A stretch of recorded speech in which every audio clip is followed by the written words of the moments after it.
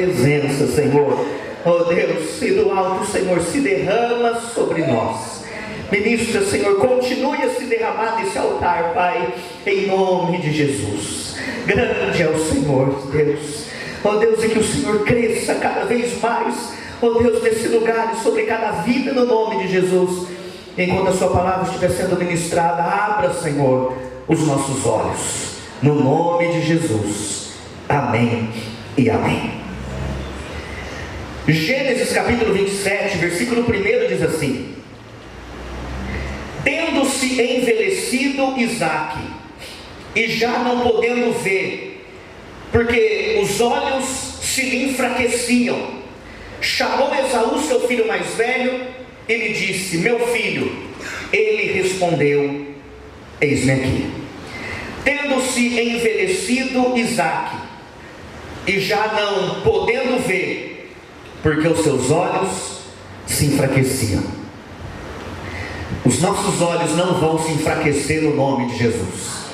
Nós não perderemos a nossa visão em nome de Jesus. Você não vai perder a sua visão de Deus. Você não vai perder a sua visão das promessas de Deus no nome de Jesus. Você não vai perder a visão da sua identidade, de quem você é nele. Você não vai perder a visão da obra consumada no Calvário sobre a sua vida. Não perderemos a visão de Deus no nome do Senhor.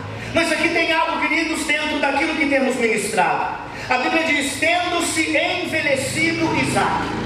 Você pode vir com um argumento lógico e que faz sentido, um sofisma, e você pode me dizer: mas isso é natural. Eu não quero esse argumento na minha vida. Eu quero desatar Lázaro. Eu não quero argumentos que prendem as minhas bênçãos. Eu não quero argumentos para justificar mazelas na minha vida. Eu não quero argumentos. Eu não quero argumentar contra Deus para justificar fracassos e coisas erradas. Não, eu não quero argumentar que a palavra de Deus, que as armas espirituais possam destruir fortalezas e anular sofismas em nome de Jesus. Não vivemos pelo natural e os nossos olhos não vão se enfraquecer no nome de Jesus Cristo. Mas como que eu venço um argumento natural, humano, pelo um outro argumento espiritual e da palavra de Deus? Abra comigo, queridos, em Deuteronômio capítulo 34. Deuteronômio capítulo de número 34. Deuteronômio capítulo 34. Em Deuteronômio 34 vai falar da morte de Moisés. E a Bíblia então vai dizer em Deuteronômio 34, versículo 5, diz assim: assim morreu ali Moisés, servo do Senhor, na terra de Moabe, segundo a palavra do Senhor. Este o sepultou num vale na terra de Moabe, de fronte a Bet-peor, e ninguém sabe até hoje o lugar da sua sepultura. Tinha Moisés a idade de 120 anos quando morreu, e não se lhe escureceram os olhos, nem perdeu o vigor. Moisés morreu com 120 anos e os olhos não escureceram. Ele não perdeu a visão e ele não perdeu o vigor. Os que esperam no Senhor renovarão as suas forças, subirão com asas como da águia. E eu profetizo: esse vai ser, queridos, o nosso fim. Que o Senhor nos dê, queridos, uma vida longa, abençoada, próspera, feliz. Mas vamos chegar no final dos nossos dias e os nossos olhos não vai ter enfraquecido e não perderemos o vigor no nome de Jesus. Amém, amados irmãos? Volte comigo lá para Gênesis capítulo 27. Em Gênesis capítulo 27 fala de Isaque, o homem que na sua velhice os seus olhos se escureceram. Alguém que na sua velhice começou a perder a visão. E a deficiência da visão, ela coloca limites, impõe limites na vida das pessoas. A deficiência da visão, a cegueira, fala de limitações, impõe limites. E na Bíblia também muitas vezes vai ser sinônimo de pobreza, porque como Bartimeu estava ali mendigando, as pessoas não davam trabalho, e então o que cabia a pessoa fazer era mendigar, era pedir esmola. E eu quero que você veja como que essa cegueira de Isaque era uma cegueira espiritual. Assim como uma cegueira física, natural, ela traz limitações. Olha como Isaque Isaque, por essa falta de visão, porque os seus olhos escureceram, olha uma limitação muito triste na vida dele. Ele tinha 2 filhos, Jacó e Esaú. Isaque está sentindo ali que também está próximo à sua morte. Ele vai chamar seu filho Esaú, o primogênito, embora não gêmeos, mas o que saiu primeiro, e vai dizer: meu filho, vai preparar para mim aquela caça, que ele era caçador, vai ao campo e caça algo especial para mim, e prepara para mim um prato especial, para que eu te abençoe e depois morra. E a mãe estava ouvindo atrás da porta, ouve toda aquela trama, porque a mãe tinha preferências por Jacó, e Jacó consegue ali enganar o pai. Ele se disfarça do seu irmão, porque o pai já está cego, e ele se disfarça, finge que é o irmão, e o pai então abençoa. Quando Esaú volta do campo, e ele fala: está aqui, pai, o teu prato, e agora eu quero a minha bênção. O pai fala: como assim, meu filho, eu já te abençoei. Não, pai, eu cheguei agora, eu quero a minha bênção. Meu filho, eu já te abençoei, quem é você? Aí ele entende: teu irmão Jacó te enganou e pegou a sua bênção. E então Esaú começa a chorar e diz: não é à toa que o nome dele é Jacó, mas Esaú, o primogênito, ele vai falar algo para o seu pai Isaque, no capítulo 27, no versículo 38. No capítulo 27, no versículo 38, a Bíblia diz assim: disse Esaú a seu pai: acaso tens uma única bênção, meu pai? Abençoa-me também a mim, meu pai. E levantando Esaú a voz, chorou. Esaú fala: como assim, pai? O senhor abençoa meu irmão, mas me abençoa também? Por acaso o Senhor só tem uma bênção? Isaque perdeu a visão de quem era, das riquezas de Deus que havia sobre a vida dele, o filho da promessa, o símbolo da nova aliança, que o Senhor vai usar depois lá na frente, que somos filhos da promessa como Isaque. Mas Isaque perdeu a visão e não compreendeu a riqueza que habitava nele, a riqueza da unção que havia sobre a vida dele, porque um dia o Senhor disse para o pai de Isaque, Abraão: através de você serão abençoadas todas as famílias da terra, e você será uma bênção. Você não é uma pessoa que tem uma só bênção, você será uma bênção por onde você passar. Você é fonte de bênçãos por onde você passa. Mas Isaque não compreendeu a riqueza dessas promessas que estavam sobre a vida dele. Ele não compreendeu, e então no seu final, na sua velhice, se torna o homem de uma só bênção. Agora seu filho Jacó teve 12 filhos. Jacó, quando chega na sua velhice, Jacó foi um homem que não perdeu a visão de Deus. Jacó foi um homem que tinha muita visão de Deus na sua vida. E Jacó, quando chega na sua velhice, depois que descobre que José não tinha morrido, que então ele vai para o Egito com uma caravana de aproximadamente 70 pessoas. Ele vai para o Egito com todos os seus filhos, com os servos que ali estavam. E quando ele chega no Egito e encontra com José, a Bíblia diz que José vai apresentar Jacó para Faraó. Agora o velho Jacó está diante do Faraó, né? O Faraó, o imperador, o rei do maior império da época. E então Jacó está diante de Faraó, e Faraó pergunta qual a idade dele. Ele vai falar a idade dele, se eu não me engano 130 anos ali. E ele então, e a Bíblia diz: e depois Jacó abençoou a Faraó. Jacó abençoou a Faraó. E passaram-se mais alguns anos ali. Jacó, agora sentindo que está próximo à sua morte, em Gênesis 49, um capítulo lindo da palavra de Deus. Em Gênesis 49, a palavra do Senhor vai nos dizer que Jacó chama seus filhos e disse: chamou Jacó seus filhos e disse: ajuntai-vos a mim, ajuntai-vos a mim. E agora Jacó vai abençoar cada filho, inclusive e seus netos Manassés e Efraim, porque Jacó compreende a riqueza das promessas e das bênçãos na vida dele, e no fim da sua vida ele não se torna um homem de uma só bênção, mas ele abençoa todos os seus filhos, e é um homem que tem visão de futuro, porque cada filho iria se tornar uma tribo, e você vê a visão profética de Jacó abençoando cada filho que seria uma tribo. Ele chama seu filho Judá e fala: Judá é leãozinho que caça presa, Judá é leãozinho. Dali saiu a fama do nome, que dali sairia o descendente da tribo de Judá, o leão de Judá, raiz de Davi. Por quê? Porque um dia lá atrás o velho Jacó enxergou lá na frente a manifestação da vinda do Filho de Deus nessa terra, e Jacó chega na sua velhice e ele tem bênçãos para distribuir para os seus filhos. Ele abençoa seus filhos, abençoa seus netos, coloca ele diante do faraó, ele tem bênção para abençoar faraó. Assim é você no nome de Jesus. Você não é pessoa de uma bênção só, em nome de Jesus. Tem riqueza do céu sobre a tua vida, na frente de quem o Senhor por você tem bênção da sua boca para sair, em nome de Jesus.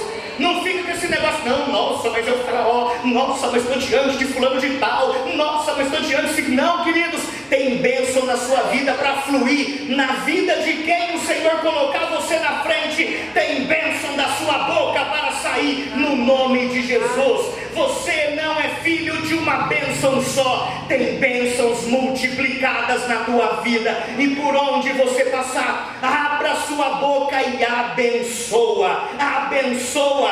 Oh queridos, inúmeras, ricas e poderosas bênçãos estão sobre as nossas vidas, no nome de Jesus. Amém, povo de Deus?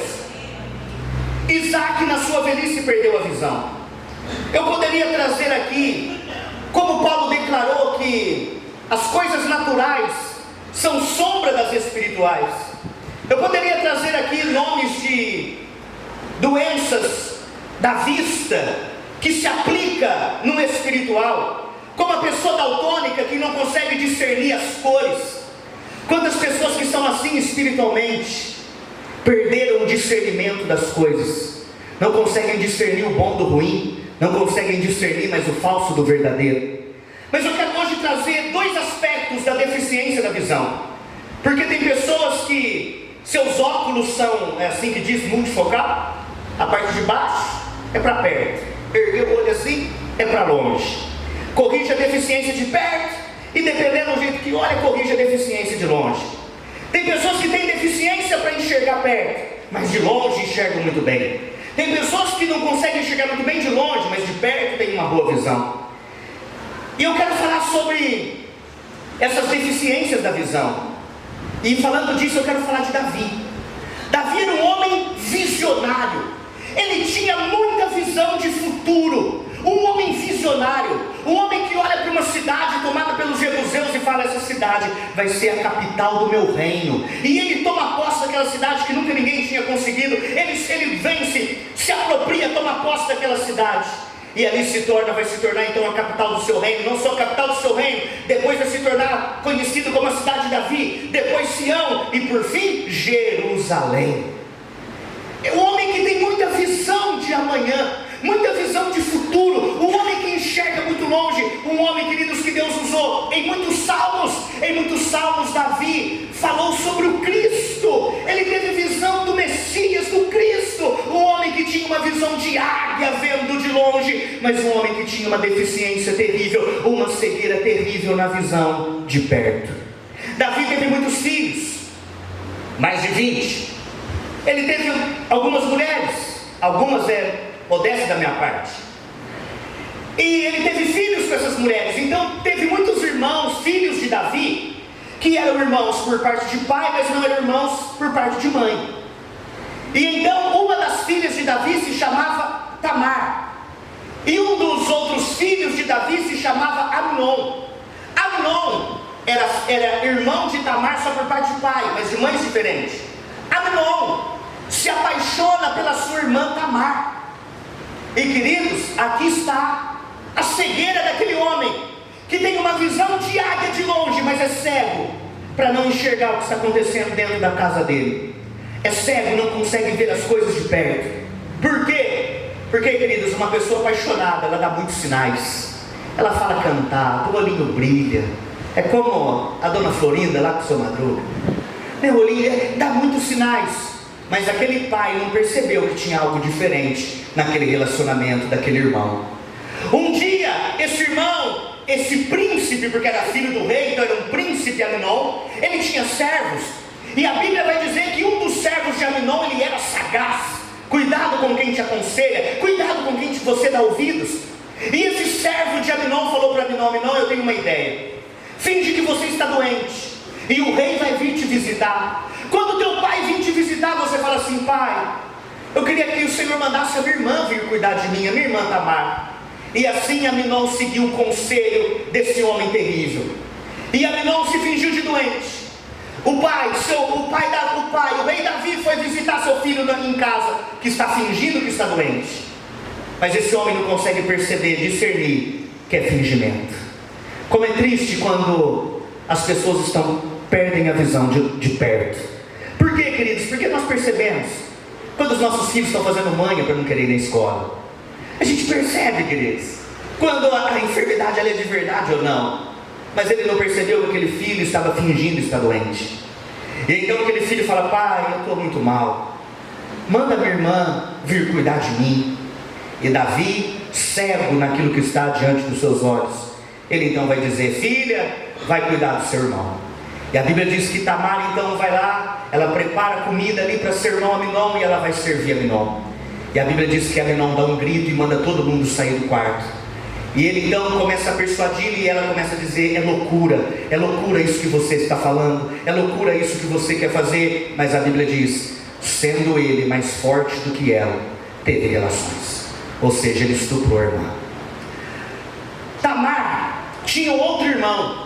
Esse irmão, filho de Davi, mas também irmão por parte de mãe, um chamado Absalão. Davi era rei, julgava todo Israel, mas cego e não aplicou a lei dentro da sua própria casa. E ele não puniu seu filho Aminon, que estuprou a própria irmã. Mas a Bíblia diz que ele ficou enfurecido, que ele ficou mal, mas ele não executou a lei na sua casa. E então a Bíblia diz que se passaram 2 anos, vendo Absalão que seu pai não tomou providência nenhuma contra o crime daquele filho. Absalão então vai ter um plano e vai falar assim: pai, eu quero dar uma festa, sabendo que o pai era muito ocupado e não podia ir. O pai falou: eu não posso ir, meu filho. Então o pai fala, aí Absalão vai dizer: meu pai então ordena que todos os meus irmãos venham, inclusive Aminon. O pai falou: por que Aminon? Porque ele é meu irmão, quero que todos venham. Ele não percebe ali que Absalão está com raiva. Assim como a paixão, o ódio também dá sinais. Caim estava bravo com Abel. Deus vai dizer para Caim: Caim, por que descaiu o teu semblante? Por que teu semblante está desse jeito? Porque do mesmo jeito que a paixão dá sinais, a ira também dá. A ira também dá sinais, mas aquele pai não percebeu que o irmão está com raiva do outro. E manda então Aminon ir para a festa de Absalão. Mas Absalão vai dar uma ordem naquela festa para os seus criados: dei muito vinho para Aminon, e quando ele já estiver alegre do vinho, pode matá-lo. Fique tranquilo que não vai acontecer nada com vocês, porque é ordem minha. E assim então acontece. E Davi chora, e Davi fica muito mal. Por quê? Porque esse homem tem uma visão de águia sobre aquilo que está longe, tem uma visão de águia profética, tem uma visão de águia de futuro, tem uma visão, ele enxerga muito longe, mas ele tem problema de enxergar perto. Que o Senhor nos livre disso no nome de Jesus. Que os nossos olhos não se escureçam para aquilo que está perto e nem para aquilo que está longe. Quantos estão entendendo, povo de Deus? Da mesma forma, Samuel, aquele grande profeta, juiz, sacerdote da nação, ele não percebeu que seus filhos não seguiram o seu caminho, e a Bíblia diz que a má fama dos seus filhos correu na terra, que seus filhos perverteram o sacerdócio. Mas aquele homem, aquele grande profeta, aquele grande sacerdote, aquele grande homem de Deus que tinha uma visão tremenda de futuro, visão profética, também não conseguia contemplar e enxergar com clareza aquilo que estava perto dele. Que o Espírito Santo possa corrigir toda a deficiência de visão na minha vida e na sua, e mais uma vez eu profetizo, nossos olhos não vão escurecer, no nome de Jesus. Amém, queridos? Abra sua Bíblia comigo em Gênesis capítulo 21. Gênesis capítulo 21. A Bíblia fala que Sara perdeu a visão espiritual da promessa, porque Deus disse que ela seria mãe, mas com o passar dos anos, com o passar do tempo, ela, vencida pelo tempo, não acreditou que a promessa viria dela. E então ela perde a visão que iria acontecer na vida dela. Não perca a visão das bênçãos de Deus na tua vida. Vai acontecer. Deus não é vencido pelo tempo. Ele é maior que o tempo. Ele é o Pai da eternidade. E quando Sara perde a visão, ela não consegue mais se inserir na promessa. Ela não consegue se ver na promessa. Então ela chama uma escrava e fala para o seu marido: tem um filho com a escrava, vai ser como uma barriga de aluguel, e o filho dela vai ser nosso. Mas lógico que isso não deu certo. Ela teve um argumento lógico, ela teve um argumento que fez sentido, mas que só trouxe o caos para dentro daquela casa. Quando a escrava então engravida, humilha a patroa, humilha a Sara. Depois o filho nasce, e quando finalmente cumpre-se a promessa de Deus, e Sara tem um filho chamado Isaac, já não dá para os dois conviver mais ali junto, né? Sara e Agar. E Sara então fala: manda essa mulher embora. E Deus diz: atende, Abraão, pode deixá-la partir, porque eu vou cuidar dela e vou cuidar também do seu filho. Quando Agar está indo embora, em Gênesis capítulo 21, a Bíblia diz assim, que no meio do caminho acabou a água, acabou a comida, porque ela saiu sem saber para onde ia, e ela andou errante pelo deserto. E a Bíblia diz no capítulo 21, versículo 15: tendo-se acabado a água do odre, colocou ela o menino debaixo de um arbusto, afastou-se, pois, e sentando-se de fronte, à distância de um tiro de arco, porque dizia: assim não verei morrer o menino. E sentando-se de frente dele, levantou a voz e chorou. Quando acabou a comida, ela olhou e falou: estou num lugar deserto, não tem comida, não tem água, não tem o que fazer, nós vamos morrer, mas eu não quero ver meu filho morrer. Ela foi covarde, foi fraca. Ela pega o filho, coloca debaixo de uma árvore, se afasta e fica de longe. E a Bíblia diz então, a Bíblia diz no versículo de número 17, que ela levantou a voz e chorou. O menino também estava chorando. Versículo 17: Deus, porém, ouviu a voz do menino. Eu sempre gosto de parar aqui e enfatizar algo. Por que aqui Deus ouviu a voz do menino e não ouviu o choro da mãe? Porque o choro da mãe, a voz da mãe, era o choro de alguém que já tinha desistido. A mãe desistiu da vida. A mãe já colocou o filho debaixo da árvore, porque ela desistiu da vida, ela não acreditou na vida. A voz da mãe, o choro da mãe é o choro da desistência. Mas a voz do menino, o choro do menino é o choro pela vida, é o choro de quem está clamando pela vida. E então a Bíblia diz que Deus ouviu a voz do menino, porque Deus sempre ouve a voz daqueles que querem continuar, daqueles que querem perseverar, daqueles que querem se levantar, daqueles que querem se restaurar. Deus sempre vai ouvir a nossa voz. Amém, queridos? Deus, porém, ouviu a voz do menino, e o anjo de Deus chamou do céu a Agar e lhe disse: o que tens, Agar? Não temas, porque Deus ouviu a voz do menino daí onde está. Ergue-te, levanta o rapaz, segura pela mão, porque eu farei dele um grande povo. Verso 19: abrindo-lhe Deus os olhos, viu ela um poço, uma fonte de água, e indo a ele, encheu de água o odre e deu de beber ao rapaz. Deus estava com um rapaz que cresceu, habitou no deserto e se tornou flecheiro. Nada, queridos, vence Deus. Até no deserto Deus faz alguém crescer e prosperar. E olha que tremendo, a Bíblia diz que acabou a água. Aqui num lugar deserto, ela pensou: vou morrer de sede, vamos morrer. Ela já desistiu da vida, está chorando pela morte. Mas o anjo vem e fala: Deus ouviu a voz do menino, porque a voz do menino é a voz de quem não quer desistir, a voz do menino é a voz de quem quer viver, a voz do menino é a voz de quem quer romper, a voz do menino é a voz de quem quer continuar. A voz do menino não é a voz de alguém que está jogando a toalha, mas a voz do menino é alguém que não desistiu. Quantos estão entendendo, queridos? E o anjo vem e fala para ela, Deus ouviu a voz do menino, levanta, pega o rapaz. E aí então a Bíblia diz que Deus abriu os olhos dela. Preste atenção, não fala que Deus abriu o poço, fala que Deus abriu os olhos. Por que Deus abriu os olhos? Porque o poço já estava lá. Quantos estão entendendo, queridos? Mas qual o problema de Agar? Ela está cega pelo desespero, pela dor, pela circunstância, e ela não consegue ver que ali pertinho tinha uma fonte de água. Deus não abriu a fonte, Ele abriu os olhos, porque a fonte já estava ali. Que Deus abra os seus olhos, que você enxergue as fontes da vida nessa terra. Que Deus abra os seus olhos, que você possa enxergar as fontes superiores, as fontes inferiores. Que Deus abra os seus olhos diante das fontes que estão ao seu lado. Ele nunca vai deixar você padecer no deserto, mas em toda circunstância difícil, sempre vai ter uma fonte perto de você, para você renovar as suas forças, reviver, reanimar, no nome de Jesus. Abra, Senhor, os olhos da sua igreja para as fontes abertas em nome de Jesus. Oh, Espírito Santo de Deus, diga comigo, diga Pai, abra os meus olhos para eu ver as fontes abertas do Senhor na minha vida, para me abençoar em nome de Jesus. Abra os nossos olhos no nome de Jesus.